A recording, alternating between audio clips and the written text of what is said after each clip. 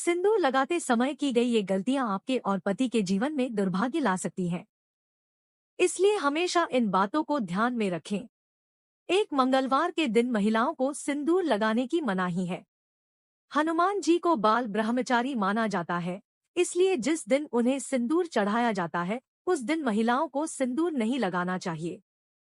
यदि आप अपना इस्तेमाल किया गया सिंदूर किसी और महिला को देती है तो ये आपके पति के लिए अच्छा नहीं माना जाता है।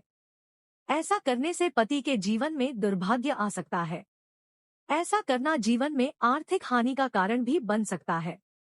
सिंदूर को हिंदू धर्म शास्त्र में बहुत ही पवित्र माना जाता है और ऐसा माना जाता है कि इसे कभी भी नहाए बिना मांग में नहीं लगाना चाहिए।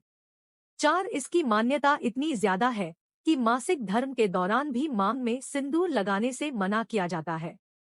सिंदूर की पवित्रता बनाए रखना हमेशा बहुत जरूरी माना जाता है। वैसे तो हमेशा नहाने के बाद ही सिंदूर लगाना चाहिए, लेकिन कभी भी गीले बालों में सिंदूर न लगाएं। जब भी आप सिंदूर से दूर होंगी जीवन की समस्याएं। लगाए बाल अच्छी तरह से सुखाकर ही मांग भरें। गीले बालों में सिंदूर लगाने का प्रभाव पति के स्वास्थ्य पर भी पड़ सकता है।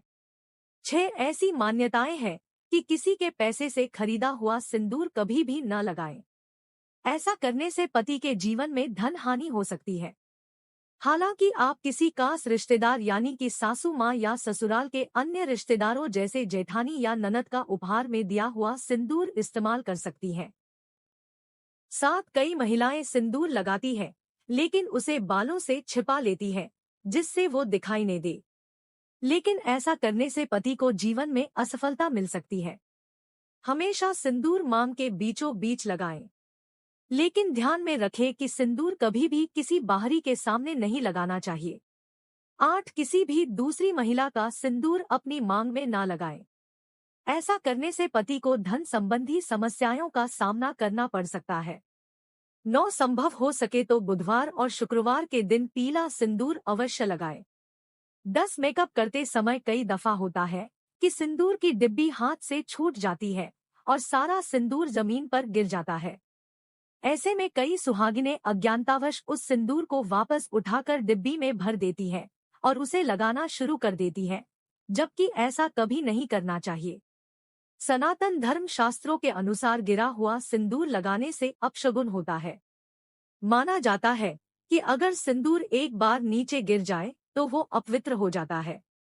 सिंदूर का बार बार जमीन पर गिरना पति पर आने वाले संकट की निशानी होती है। लिहाजा उस सिंदूर से अपना मांग नहीं भरना चाहिए।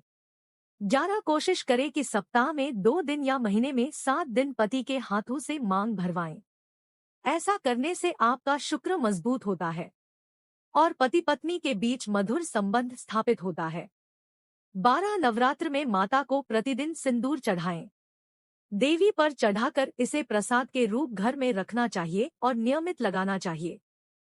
सिंदूर की माप के संबंध में एक और स्थानीय मान्यता है जो एक महिला की नाक पर गिरती है जब उसका भाग्यशाली पुरुष उसे अपने मंदिर में रखता है।